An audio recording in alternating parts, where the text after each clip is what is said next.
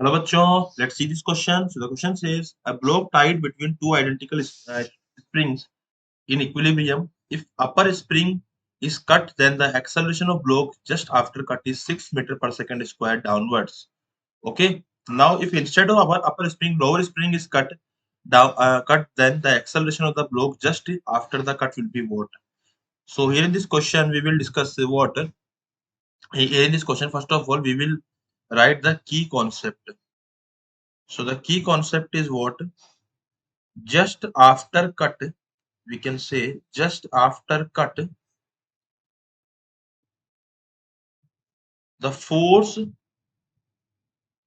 in another spring will remain unchanged. In another spring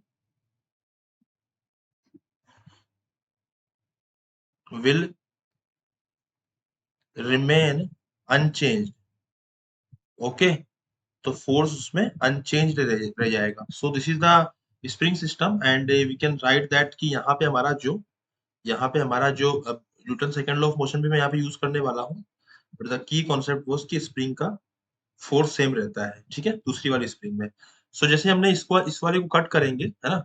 If the upper spring is cut, then the acceleration of the block just after the cut is 6 metre पर second square.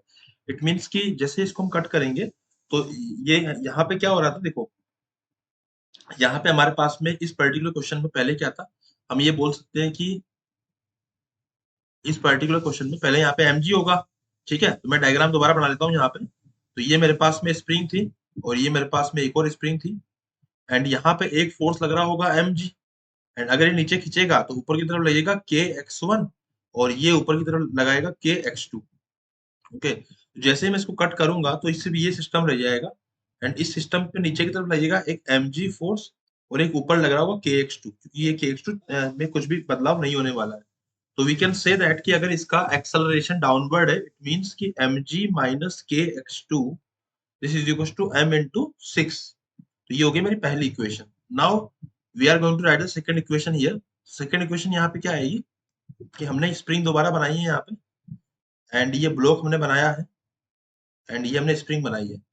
Now हमने इस वाली spring को cut कर दिया तो सिर्फ ऊपर वाला फोर्स रह जाएगा विच इज kx1, नीचे mg लगेगा. तो अब हमें देखना है कि फोर्स कहाँ लगेगा. तो हमने ऐसा मान लिया कि जो हमारा जैसे इसको कट करा तो फोर्स ऊपर की तरफ लगा, तो kx1 माइनस मैं इसको mg कर दूंगा and this should be equal to mass into acceleration a. Okay, ये हमको निकालना है. अब यहाँ से हम लोग इक्विलिब्रियम कंडीशन क्या थी, इक्विलिब्रियम कंडीशन थी कि kx1 plus kx2 this was equal to mg. ये हमारा mg के इक्वल था. तो यहाँ पे जो kx1 की वैल्यू आएगी इसको मैं लिख दूंगा mg माइनस kx2. तो ये जाएगा mg minus of kx2 minus mg into m into a.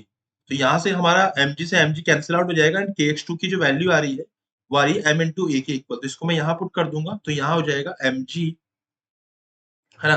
जो kx2 की वैल्यू आ रही है ma की इक्वल आ रही है, तो माइनस kx2 की जगह मैं ma लिख दूंगा and this will be equal to m into 6. तो यहाँ से मेरा जो ma की जो वैल्यू आएगी वो आएगी m into 6 minus 10 which is m से m कैंसिल आउट हो जाएगा, a की वैल्यू आएगी -4. तो हमने कहा माना था एक्सेलरेशन, हमने अपवर्ड माना था. अब नेगेटिव आने का मतलब डाउनवर्ड आएगा. तो ऑप्शन नंबर 1 4 मीटर पर सेकंड स्क्वायर डाउनवर्ड.